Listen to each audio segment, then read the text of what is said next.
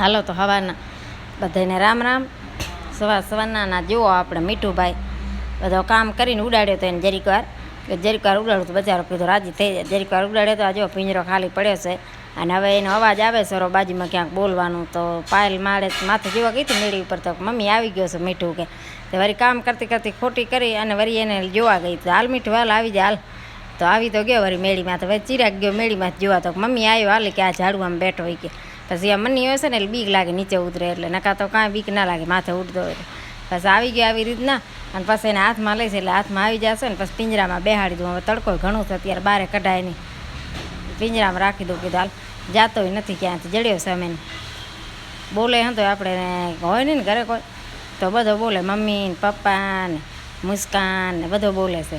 એમ નહીં કે બોલતો નથી, બોલે છે એટલે જ મજા આવે છે એટલે રાખ્યું છે.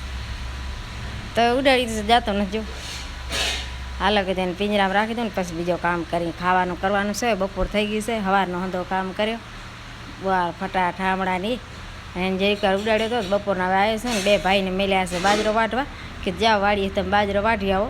હું પોતે એ કીધું હાંચી નાખીશ. પાયલ દૂધીનું શાક વઘારી નાખ્યો છે, ટમેટાની અંદર નાખવા રાખ્યા છે બાઈએ અને આ બકાલો થોડો ઘણો છે. હવે એને પપ્પા ગયા બચાવતે મંગાવે છે બકાલો લેતા આવજો કીધો.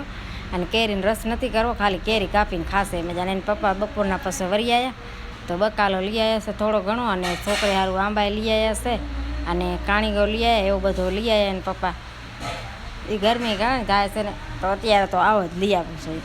પછી આંબાની સિઝન છે એટલે આંબા ખાવાની મજા આવી જાય. જી જાય એ અત્યારે આંબા જ લઈ આવે છે.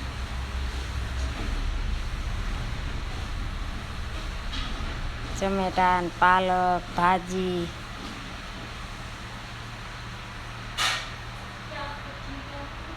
દાદાની એ બચાવ ગયા છે એ શું લઈ આવશે હવે. અને પછી મંચુરિયન લઈ આવ્યા છે તો મંચુરિયન ખાય છે છોકરા.